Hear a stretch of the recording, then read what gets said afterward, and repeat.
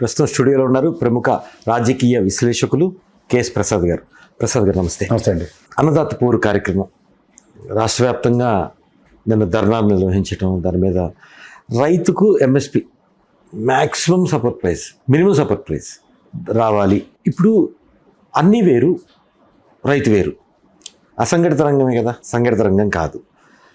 ఒక ప్రతిపక్ష పార్టీనో అధికార పార్టీనో చేస్తే అవుతుందా?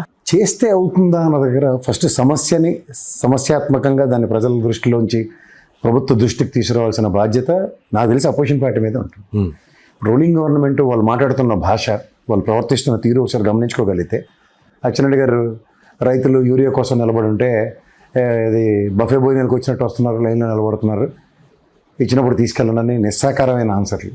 అలాగే యూరియా వేస్తే ఆరోగ్య సమస్యలు వస్తాయి, యూరియా వేయకండి, యూరియా తింటే ఏమవుతుందంటే పుట్టినకాడి నుంచి యూరియాతోనే బియ్యం పండిస్తున్న రైతులకు కూడా సమస్యాత్మకంగా ప్రశ్నిస్తున్న ముఖ్యమంత్రి గారు. పైపచ్చు రామారావు గారు వచ్చేదనే కానీ మనకు ఆవిడకి అన్నం తినడం రాదట, మనకి బియ్యం తినడం నేర్పింది ఆయనేనట. ఇలాంటి విడ్డూరమైన ఆన్సర్లతో ఉన్నప్పుడు రైతు పడుతున్న మానసిక సంఘర్షణకి ఒక సంవత్సరం పాటు కేంద్ర రాష్ట్ర ప్రభుత్వాలు సమన్వయంతో 20,000 ఇస్తామన్నది మొదటి సంవత్సరం ఎగ్గొట్టారు. రెండో సంవత్సరం ముక్కుతూ ములుగుతూ 7,000 ఇచ్చారు. అందులో కేంద్ర ప్రభుత్వం ఇచ్చిన దాన్ని కలిపి 2,000 ఇలా 5,000 ఇచ్చారు. పోనీ ఈ సంవత్సరం అంతా ఇవ్వడానికి బడ్జెట్ ఎలకేషన్ అయితే నాకు కనబడలేదు. అవుట్ ఆఫ్ ద బాక్స్ ఎక్కడి నుంచి తీసుకొస్తున్నారు ఇవ ఒక విషయం అనుకున్నప్పుడు, గిట్టుబాటు ధరలు లేక ఒక అపోజిషన్ పార్టీ చూస్తే పొగాకు రైతుల మీద కానీ, అయితే మిర్చి యార్డ్ రైతుల సమస్యల మీద కానీ, అలాగే మామిడికాయ రైతుల మీద కానీ, ఇప్పుడు టమాటా రైతు ఇవాళ టమాటా రైతు యొక్క ఆక్రందం చూడండి, కేజీ 5 రూపాయలు, మరి పైశాచికంగా ఉంది. ట్రాన్స్పోర్ట్ ఖర్చులు కూడా రావట్లేదు. సో ఇట్లాంటి దగ్గర ప్రభుత్వ కార్యాచరణ చాలా స్ట్రాటజికల్గా ఉండాలి. ఉల్లి రైతుల సమస్యలు మళ్ళీ నెత్తికొచ్చి కూర్చున్నాయి. సో ఇవన్నీ గమనిస్తున్నప్పుడు ఒక అపోజిషన్ పార్టీకి డెఫినెట్గా నేను ర్యాలీ సక్సెస్ అనే చెప్పాలి. పైపచ్చి రైతు సంఘాలు సమన్వయించబడ్డారు, స్వచ్ఛందంగా రైతులు రోడ్ల మీకు సమన్వయం జరిగిందంటారా? సమన్వయం జరిగిందంటారా? ఎందుకు జరగదు సార్?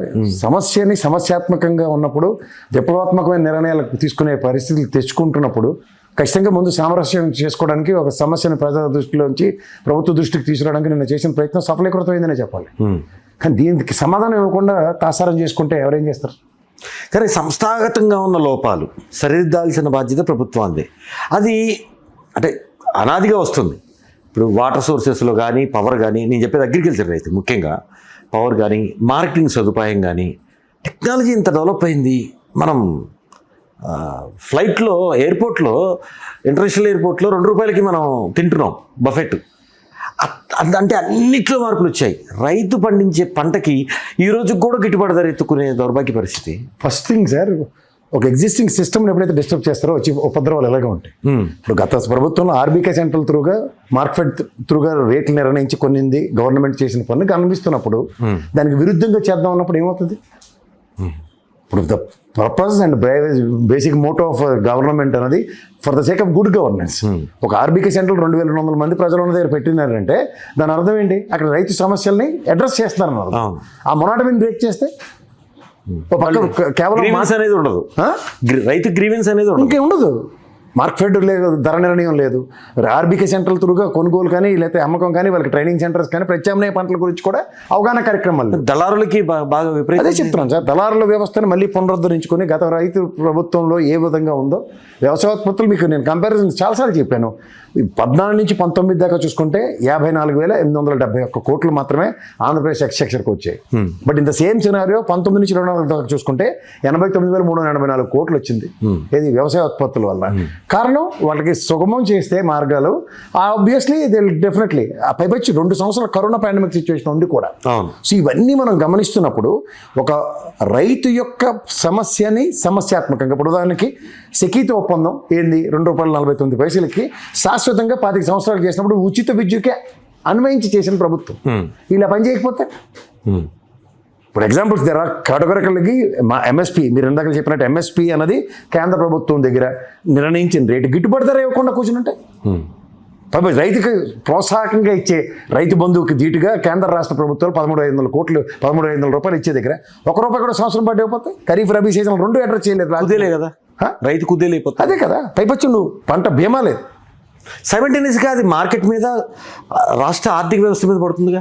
వాళ్ళకి ఏం పోయింది సార్? ఇప్పుడు అంతా ప్రైవేటీకరణ దగ్గర. ఇప్పుడు మీరు నేను 70-80 రూపాయలు లేకుండా బియ్యం కొనుక్కుంటున్నాం చెప్పండి. లేదు, అవకాశం లేదు. వాడికి కనీసం వస్తుందా రేటు?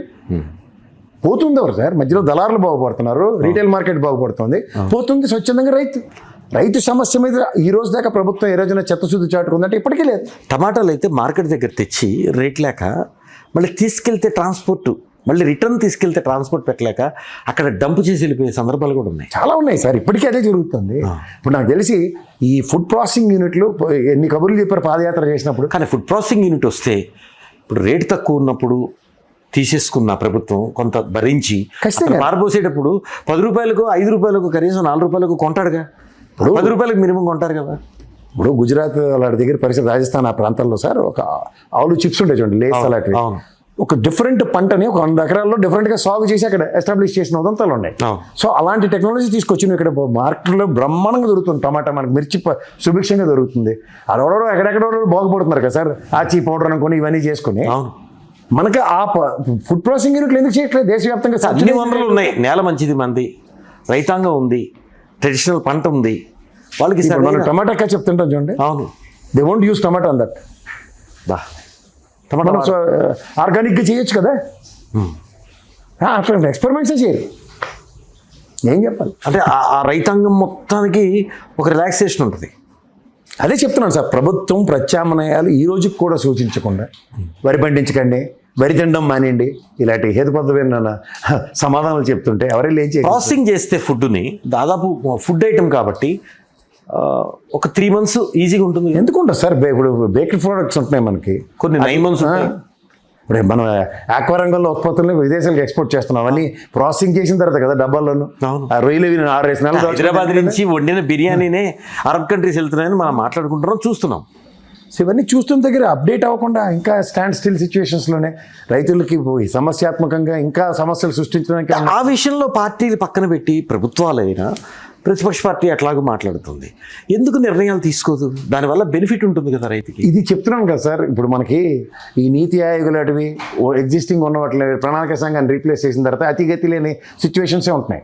ఇప్పుడు స్టేట్ కన్సెన్సస్ ఎప్పుడైతే నేషనల్ వైడ్గా అడ్రస్ అవబోతాయో, ప్రధానికి మార్కెట్ రేట్ ఏదైతే నిర్ణయించవలసిందో కొన్ని రాష్ట్రాలకి ప్రాథమిక అవగాహన కల్పించాలి.